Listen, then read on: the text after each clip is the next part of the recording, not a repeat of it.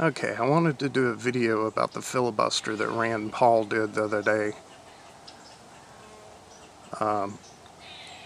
over the appointment of John Brennan to CIA director.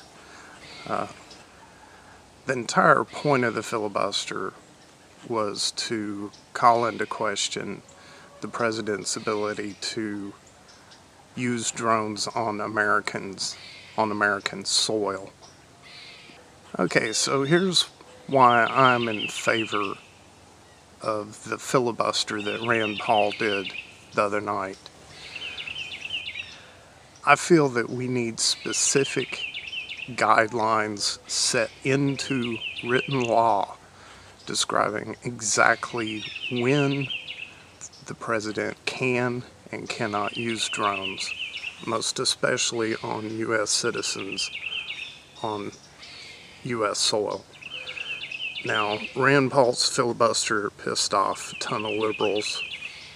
I understand a lot of why they have a problem with Rand Paul in general.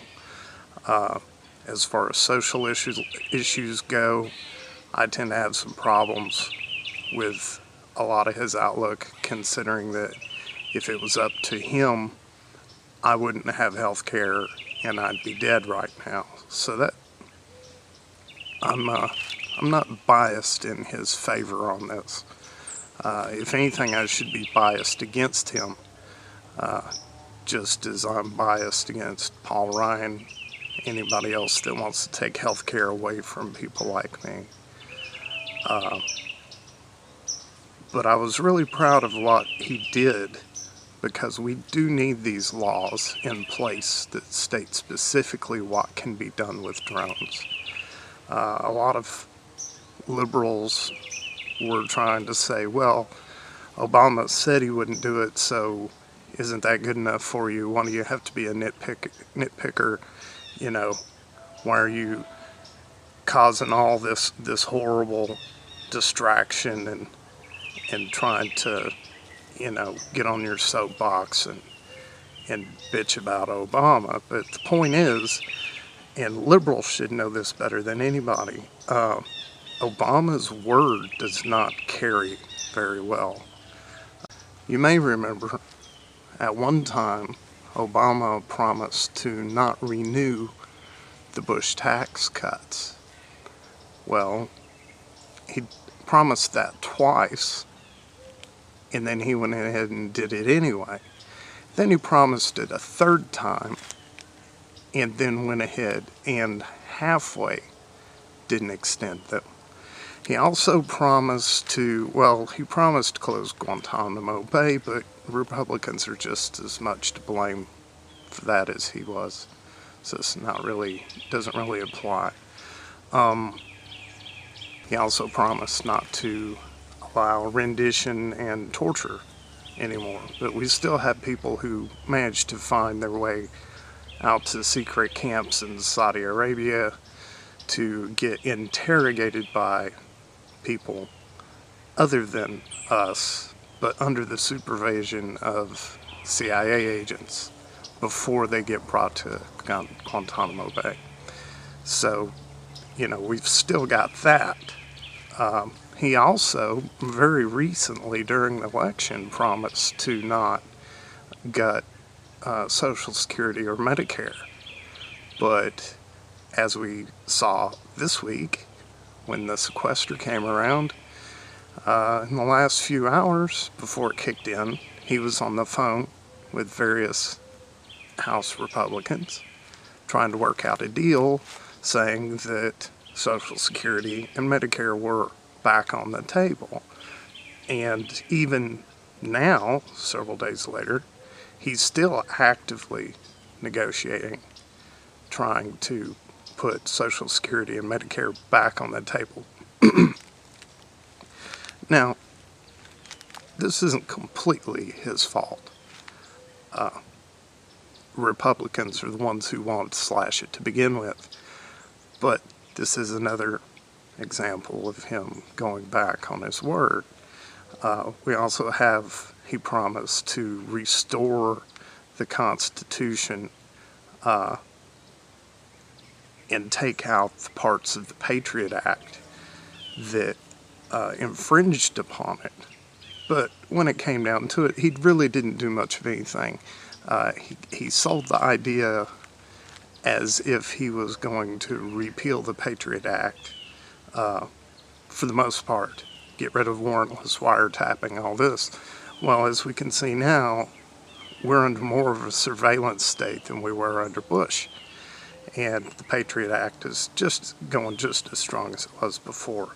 So if you say we should, my point is, if you say we should trust Obama on his word with drones, especially with ability to hurt U.S. citizens on U.S. soil, I don't think we can really say that, well, if he says he's not going to do it, then that's good enough. Because, as experience would tell us, if Obama says something, he usually doesn't have much relation to what he actually does. So, it's one reason why I think what Rand Paul was very necessary. We need to get these specifications, whatever they end up being, we need them in writing as official laws. That way we can at least pretend that we have some sort of safety from just a unilateral Hellfire missile attack on us if we happen to go to, the wrong meetings or the wrong protests or get on the wrong side of an issue. As we saw with Occupy Wall Street protesters, they got raided by the FBI, and of course, they tore their apartments apart, said they had subversive materials, which ended up being like 1984 and a couple other old books about future dystopian societies.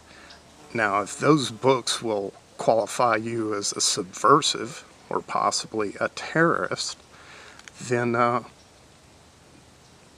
means pretty much anybody that has a well-stocked library could fall under the category of being a drone target.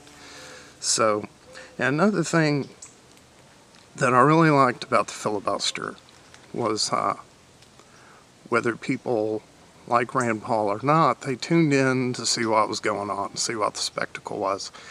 But he was addressing stuff that went all the way back to when we first declared war on Iraq, passed the Patriot Act, and everything that we've done that has pretty much trampled on our rights and made pretty much every American and anybody within the world a suspect of some sort.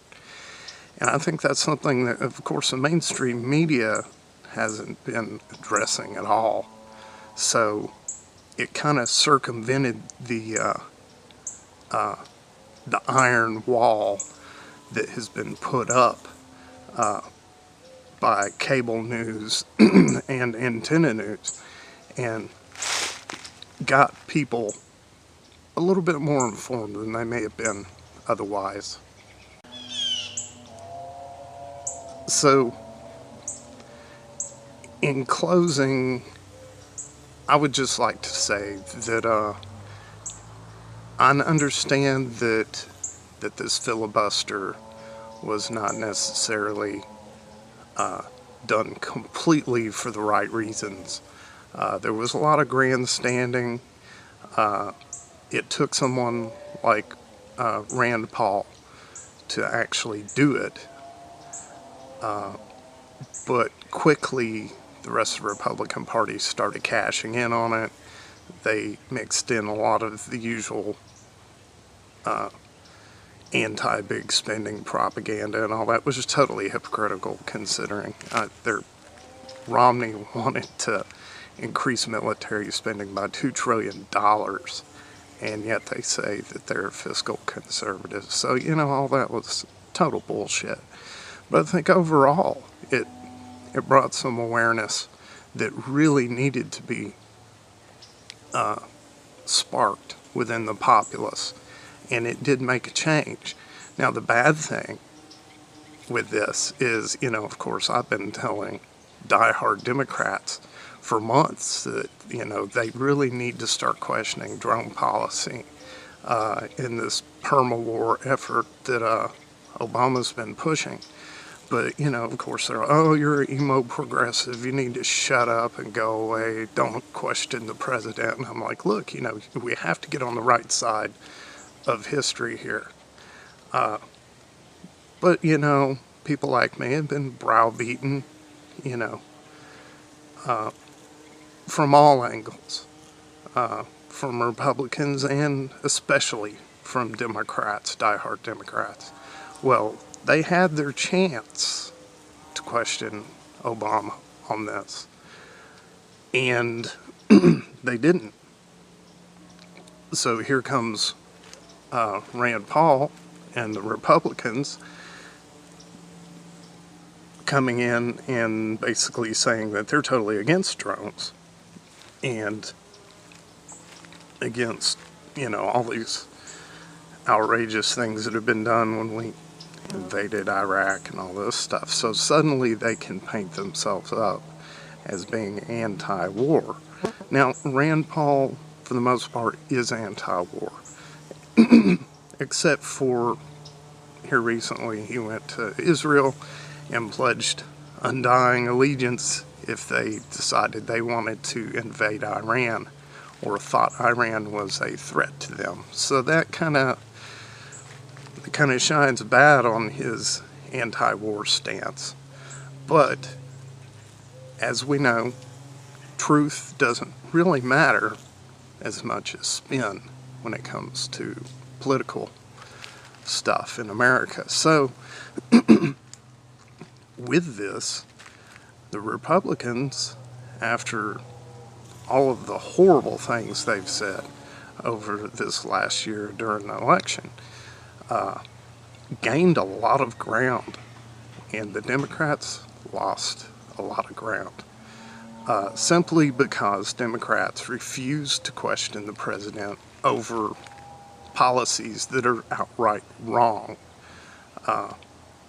So it's going to take quite a bit, either, just like with the Republicans. They could either learn to get with the times, quit hating everybody, chase the racists out of their party, or they could suffer the consequences. Well, they doubled down on hate, and they suffered the consequences. With Democrats, they can decide to either go back to being anti-war like they were when Bush was in office, or they can double down, drone strikes everywhere, and let's invade Iran and everything else like they are right now, because if Obama says it, well, by golly, we got to do it. And that not only will make them look bad in the future, put them on the wrong side of history, but I believe that maybe not by 2014, but by the next presidential election, it really could hurt their party. Now, me, I tend to be more of a Green than a Democrat, even though I don't care to associate myself with any political party. I just don't do clubs. I don't get into that. I have to, be able to look at things from many different angles. Can't be confined into something like that. But with me, I really don't care one way or another, because we're getting the same out of both parties. Both of them are keeping us in war, and both of them are finding a way to destroy the social safety net. So I really don't care what they do to themselves. But, of course, I try to tell them, just like I try to tell the Republicans, you got to get on the right side of history. But, as usual, I get accused of being one thing or another. I really don't care. But, anyway, I got kind of off subject. I just wanted to put that out there. The too long didn't listen version is basically, we need laws on the books that state specifically what can be done with drone strikes and all of the stuff that we're seeing coming to bear right now. If we can't get laws for that, then we have absolutely no rights. And it doesn't matter if you're a Republican or a Democrat, if you're pro-drone, anti-drone, it doesn't matter. You should at least demand specific laws. That way you know when you could be killed for, out of the middle of nowhere, and when you couldn't. If we can at least do that, I think we'll still be able to maintain some sort of semblance of liberty, even though pretty much everything's been sold out. But anyway, thank you for listening. Let me know what your thoughts and considerations are on the subject, and take care of yourselves.